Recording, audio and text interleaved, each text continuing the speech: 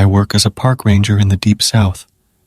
My assistant was a member of a cult, the lone survivor of a mass suicide orchestrated to get their souls free passage onto the nearest UFO.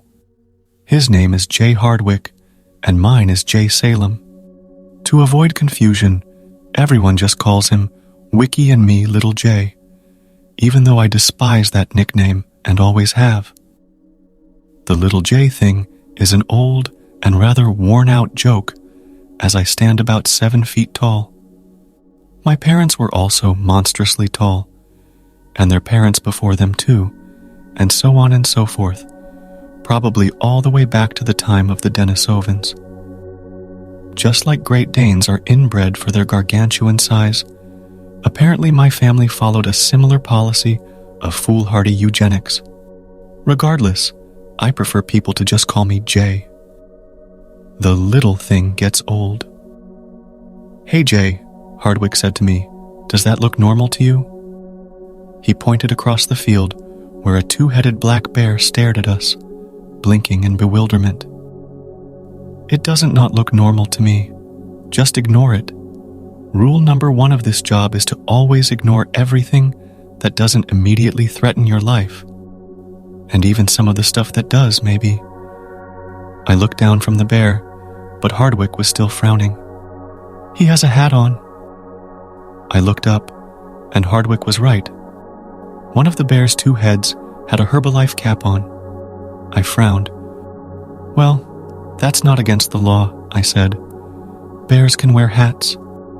"Yeah, but it's a scam," he said. "That's not against the law," I said. "Americans have the right to participate in any scam they want. They call it the free market, I think. Or maybe the First Amendment. I forget the difference." "Okay, point taken. But," Hardwick raised his index finger for emphasis, "it isn't even sunny out. Why the hat?" "Hardwick, I feel like you're asking the wrong questions here," I said. "Siamese twins, 2-headed bears, flying saucers from outer space. These things all happen. The real question is, do I care?" I shook my head. "You need to learn the ropes of this job if you're going to become a real park ranger like me. Rule number 2, do the least work possible all the time, and maybe even less than that if you need to. Don't make yourself look too good, or people will be expecting you to do things all the time. And that comes back to rule number 1, which is to ignore nearly everything strange or weird." I tapped my nose in confidence at him. "If you do almost nothing from the start, people will expect nothing of you. Then you have nowhere to go but up." "Yeah, but you've been in the same position at the same pay for 10 years, so..." He shrugged. "Point taken, Hardwick. I just looked back down to the magazine I was reading. Some rag about Bigfoot sightings in British Columbia, and how Elvis was just spotted, alive and well, in a bathroom in Guatemala somewhere. Hardwick was an average-looking guy, 6 feet tall with a man bun and pale gray eyes. He had 2 degrees from Stanford, but decided he would rather work here, for some reason that I had never asked him about. He currently sat in the ranger station, looking out the window, still observing the Herbalife bear. As usual, we were understaffed, and weird stuff was happening. Weird stuff seemed to always happen when we were understaffed, almost as if the universe knew we had 2 people working in a 100-square-mile park and could do almost nothing about any of it. Management would try to fix the problem, occasionally hire some new blood, some motivated youngsters who thought they could change the world or save the environment, or whatever it is kids wanted nowadays. But as soon as they realized just how strange and dangerous the park was, most of them quit. Some of them disappeared, never to be seen or heard from again. The only exception so far was Hardwick, because he said he had seen far weirder things in the UFO cult. I'm not sure I believe him. Nothing could be weirder than Goreham Park. At that moment, Sheriff Ames burst in the door. He was a good old boy from a plantation family, and moreover, he had the strangest and most aesthetically unappealing body I had ever seen. His legs and arms were thin and emaciated, like sticks, but his gut and chest were huge. He looked like a walking barrel, with 4 skin-colored twigs attached. I don't even know how his legs supported his massive gut. His watery blue eyes and protuberant nose were a maze of burst capillaries from lifelong alcoholism, and his southern drawl was so thick that even I only picked up about 1 word out of 2 that came out of his mouth. "Hey, y'all," he said, nodding his head at me and Hardwick. Hardwick turned around to face the newcomer. "You ever end up calling the DEP about those meth labs that exploded back there?" He pointed a shaky, crooked finger towards the woods. Last week, a meth lab had caught fire and started a small brush fire. Exploded was, in my book, a little bit too strong a word. But then again, I wasn't a law enforcement agent. None of this was too out of the ordinary. Meth labs were found all over the Deep South, and sometimes they caught fire. What was bizarre was that the meth cook had apparently cut off his own feet, hands and head, then nailed these to random trees in a 100-foot radius around the burnt-out meth lab. The cops, as usual, ruled this death a suicide. Anything they didn't want to deal with was inevitably ruled a suicide or accident, especially if it involved someone nobody would ever notice was missing. I think all the townies knew it was a lie, but the police force was so underfunded that they had to cut corners somewhere. I respected that, and knew it was just a part of life in small-town America. Oh yeah, the Department of Environmental Protection said the whole area is totally fewbar, Hardwick said behind me. The sheriff looked at him with his bleary eyes. The environmental guy told me it is going to take at least 6 weeks to clean the area, I elaborated. Actually, I think they have some people working down there right now. They said the toxic chemicals in the area are off the charts. Apparently, lots of dumping, and I could tell he wasn't listening anymore. His eyes roved around the small ranger's shack where I currently sat and where Hardwick stood by the window. "You know what I think the problem is with these kids nowadays?" the sheriff asked me. I thought to myself, no, but I bet you are about to tell me. Satanism. There's lots of creepy shit going on around here, and it all boils down to Satanism. These kids have no sense of Jesus Christ, no sense of pride in our country, so they cover themselves in cat blood and smoke meth and do orgies, or even worse, get gay married. No offense if y'all are part of any of that, he said, motioning from me to Hardwick as if I didn't get the insinuation. It is for the dissolution of our once great nation. I'll tell you that right now. Huh, Hardwick said, stroking his goatee. That about summarized my thoughts on it too. By the way, did you ever find out more about that suicide back there? You mean the goddamn guy who cut his feet and hands off with a power saw? The sheriff asked, his eyes widening. Well, we know he was the one cooking that crap. I kinda assumed that, I said, but the sheriff cut me off. Second, we found traces of some weird stuff in his meth. Guess it isn't even meth technically, though a lot of it is. But some of it was crap we ain't never seen around here before. Acetyl alpha, methcathinone this, and bromo birdie fly that, and a bunch of other bizarre hallucinogens, and bath salts that would send anyone over the edge, pronto. I'm guessing we are going to be seeing a lot more psychotic drug breakdowns around this here town before the week's end, assuming that shit got out into the community. The sheriff shrugged apathetically at me. Nothing I can do about it anyway. You just gotta carry a .45 for protection. A .22 don't do nothing to those nut jobs on bath salts.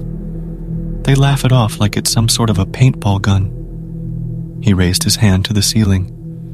Word to my mother, I've seen it happen. So, you think he was sampling his own product? Went insane on it? And somehow cut himself up like that with a bandsaw? I asked, genuinely curious as to how the sheriff would react.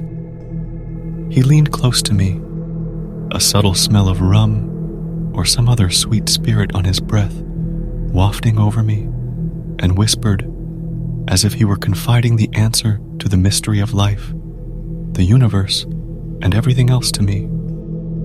Instead, he told me the most obvious statement I had heard all week. I don't think that was a suicide, boy, he said, shrugging his eyebrows up and down as he talked. Sure. A man could cut off his feet easily enough with a bandsaw, maybe the head too. But the hands? How in God's green earth could he get the hands? I shrugged my eyebrows back at him in what I hoped was a non-threatening, brotherly gesture. Geez, I never thought that maybe he was murdered, I said, hoping I sounded serious. I mean, what if he jerry-rigged the bandsaw to keep running, like put a heavy band around the trigger, and then fell into it with both his hands after getting his feet, then saved his head for last? Maybe someone hopped up on enough drugs could ignore the pain long enough to get through that. Sheriff Ames shook his bulldog-like face, loose skin rippling, as he looked down at the well-worn wooden counter between us. Nah, not a sign of jerry-rigging or anything else in the area. CSI would have definitely found it by now, he said. I had my doubts, but I kept them to myself. According to my research, law enforcement investigative techniques actually have a long history of mistakes and overall negligence, and it sent countless innocent people to prison, Hardwick said behind us, perking up like he always did when rambling about a subject he knew. And he knew about nearly everything. He read a book a day, seemed to remember everything, and didn't find any subject too boring to study. The only area of expertise where they don't have an insanely high error rate is DNA testing, but the rest? Bite mark evidence, and hair sampling, and even fingerprinting? Their error rate is so high that it puts thousands of innocents into prison alone in... Sheriff cut him off, lifting his hand up as if he were flicking away a housefly. Look, boys, I ain't come here to talk about studies. I don't care, honest. It ain't my job, and I trust my men. I actually need a favor from you, he said, looking mainly at me with a small glance towards Hardwick, as if sizing him up. Seeming satisfied with what he saw, he continued, Do you remember where those Satanists killed that little girl? The sheriff asked. I nodded solemnly. I need you to go back there and see if someone dropped something small, maybe just a bracelet or a necklace. We got a tip that certain undesirables are revisiting the site. I wondered who would have given him the tip, or how they could have known who was visiting what miles in the woods. Subscribe this channel if you are enjoying this story, and I certainly didn't know about any Satanists. From what I had seen, that little girl had been savagely killed by a monster, not a human being, and no one had ever been caught for the crime. Yet somehow, the local media had known it was Satanists, as if by magic. No one ever wanted to acknowledge that there were demons and monsters in the park, and they would attribute it to anything they could, as long as they could avoid it. Sure, Sheriff, I said, nodding. Hardwick and I have to go on patrols today anyway. We can stop by the area. After nodding and shaking my hand, Sheriff Ames took off in his car, leaving just Hardwick and I alone in the ranger station. I turned and noticed the two-headed bear had gone. He had probably left before Ames even got there. At that moment, the phone rang. Hardwick picked it up, tilting his head slightly. Hello, Ranger Station. How may I help you? He said quickly. He pulled the phone away from his ear slightly, grimacing, then handed it to me. It's for you. I took it begrudgingly, holding it at arm's length as if it was a poisonous snake getting ready to strike. But after taking a deep breath, I put it to my ear. "This is the head ranger on duty. How can I help you?" "I will eat your soul," a deep, demonic voice said, coming through the phone at an amazingly loud, eardrum-shattering volume.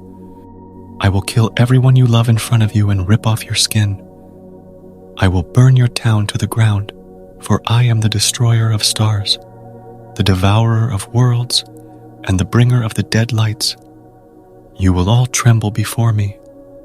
Before I am done with you, you will..." "Sir, are you sure you have the right number?" I asked. "I mainly just clean up the trails around here." "You dare interrupt me?" the voice screamed, making my right ear ring. I winced, pulling the phone farther away.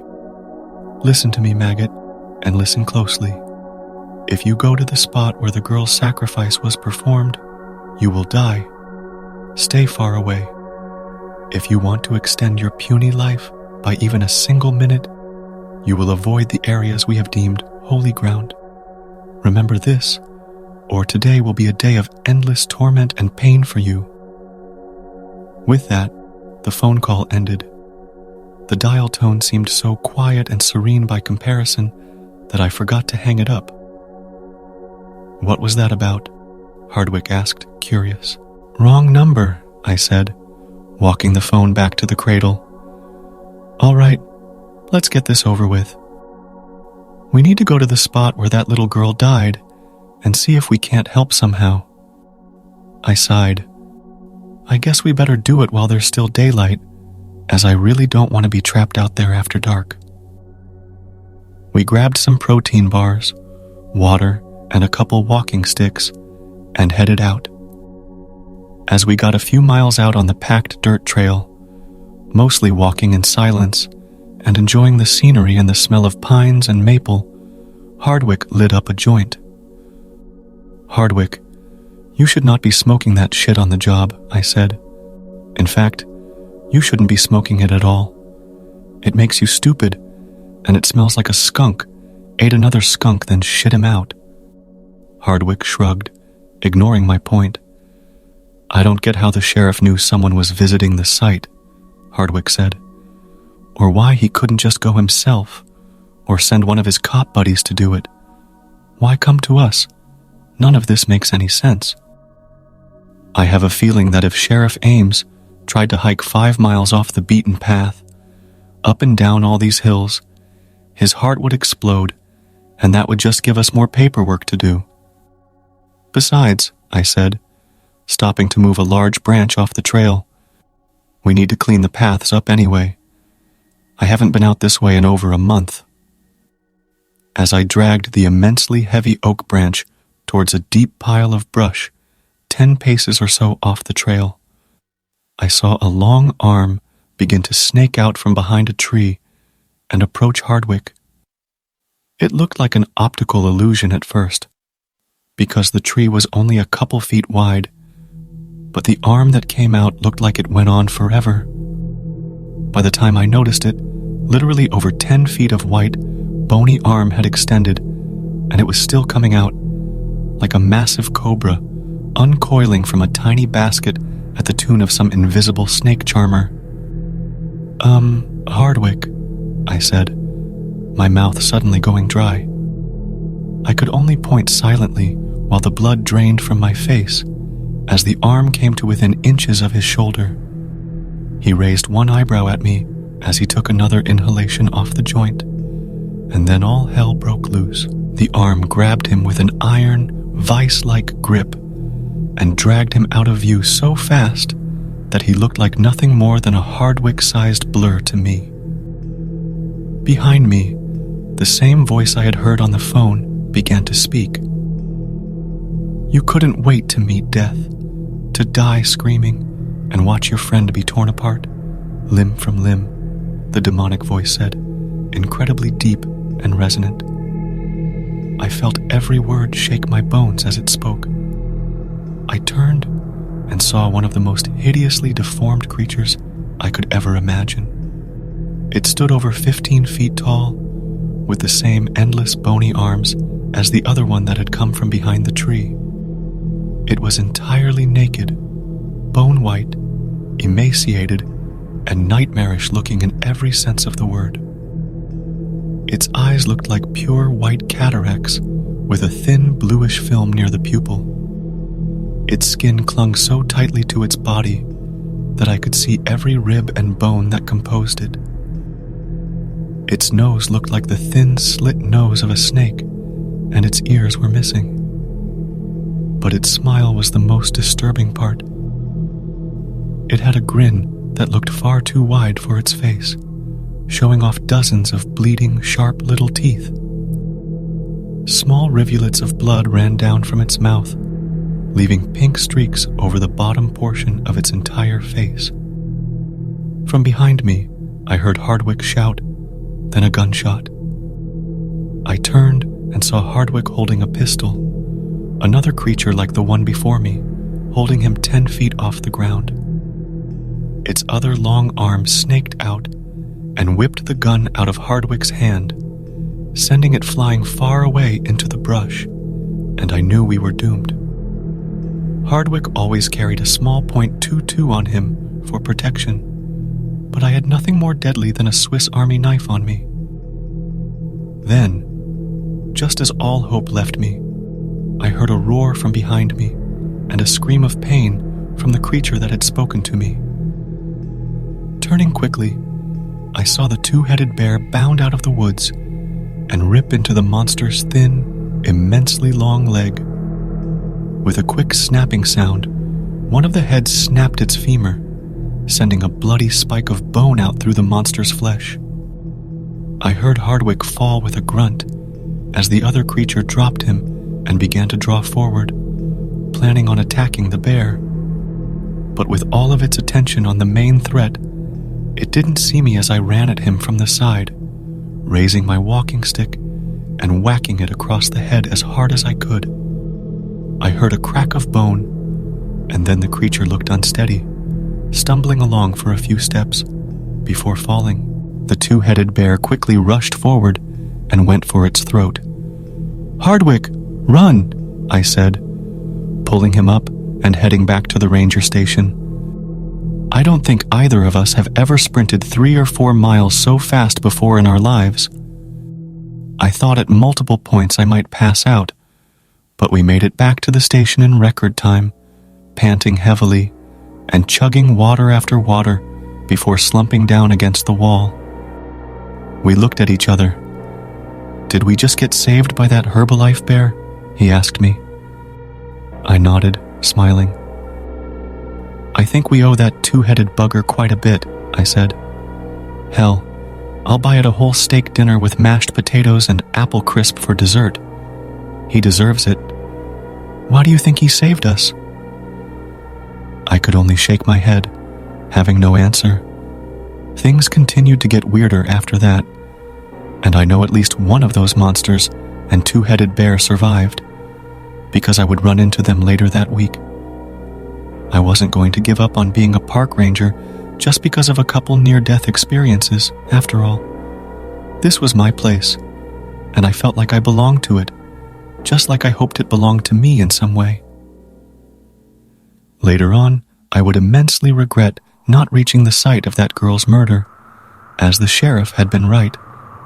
There was a necklace there, and it would cause a heap of trouble later on. But that's a story for next time. I hope you enjoyed this story. Comment below if you want to listen next part of this story. Like and share this video. And please subscribe this channel. Your one click on subscribe button motivate me a lot. Thank you.